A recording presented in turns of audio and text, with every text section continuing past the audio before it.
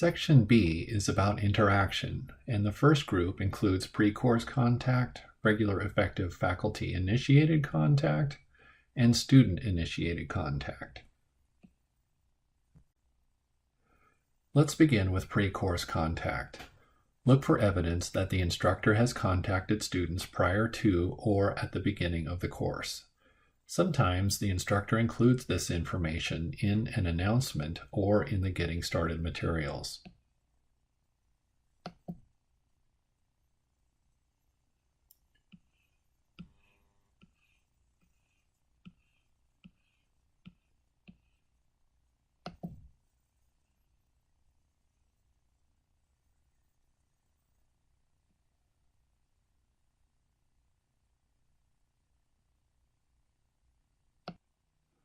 For B2, the rubric specifies that the course design include regular effective faculty-initiated contact.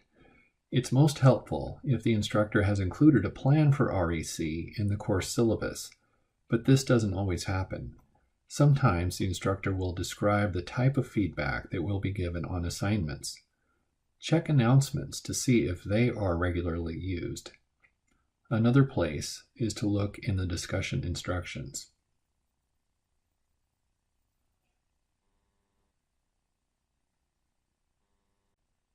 For student-initiated contact, B3, check to see if the instructor's contact information is easy to find and that it includes expected response times. Sometimes instructors include this right on the home page. Other times it can be found in the syllabus and/or Getting Started materials. The second grouping of Part B is about student-to-student contact.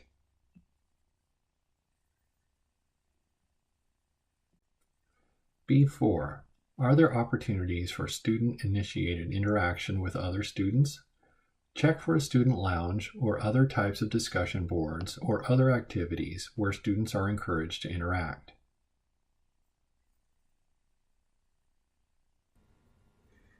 B5, regular effective contact among students, asks us to consider if there are opportunities for students to interact in ways that build community. The easiest place to look for this is in the discussion board. Are there required reply posts? Do at least some of the prompts invite participation in ways that help establish a community of learners?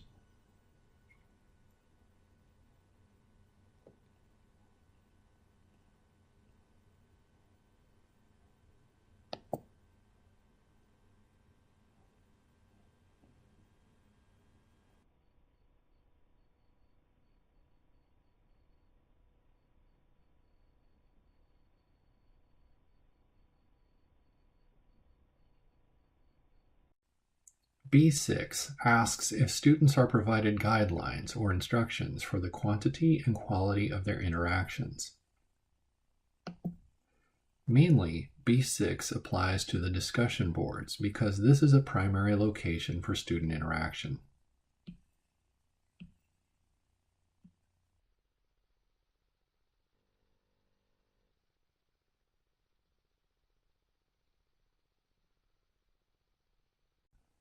Next up is Section C, Assessment, and C1 through C4 are all about effective assessment. C1 has us verify that the assessment of activities leads to the demonstration of learning outcomes.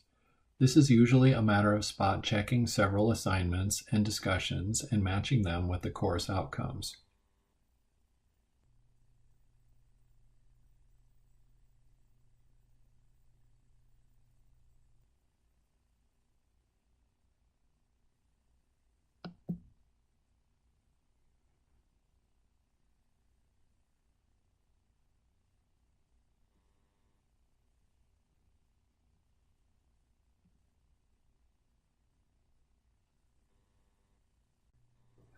For C2, validity, look to see if the assessments align with the objectives.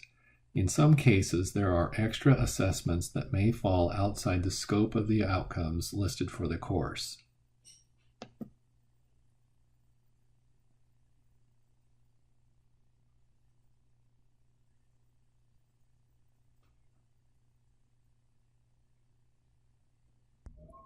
C3, Variety, has us make sure the course has both formative and summative types of assessments. Self-checks, smaller assessments that prepare for larger exams, and creative projects that include multiple steps for feedback along the way can be thought of as formative, while those that check mastery are summative, such as tests and exams. To be considered aligned, a course should have a mixture of both. C4, Frequency. Make sure there are multiple assessments administered during the duration of the course.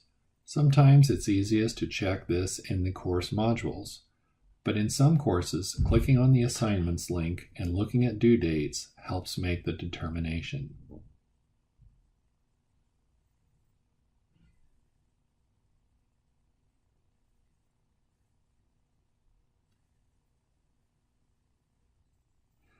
For C5, do several spot checks to make sure assignments, including discussions, contain scoring rubrics.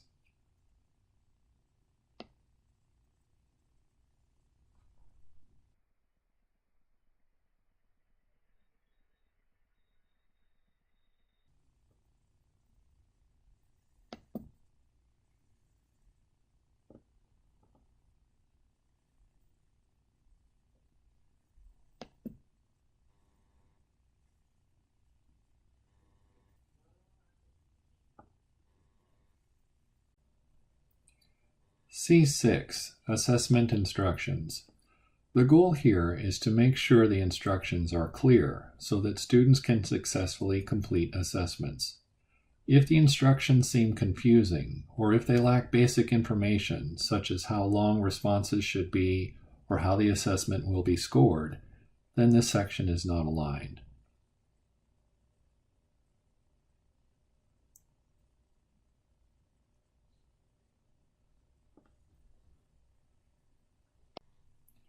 For C7, Feedback, a good place to check the instructor's plan for providing timely feedback is the course syllabus. Sometimes this information can also be found in the Getting Started materials. If a course does not have a description of how timely feedback will be provided, C7 is not aligned.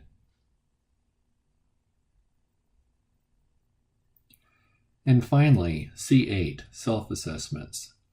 Aligned courses should have opportunities for student self-assessment with feedback. Often this kind of assessment does not receive a grade.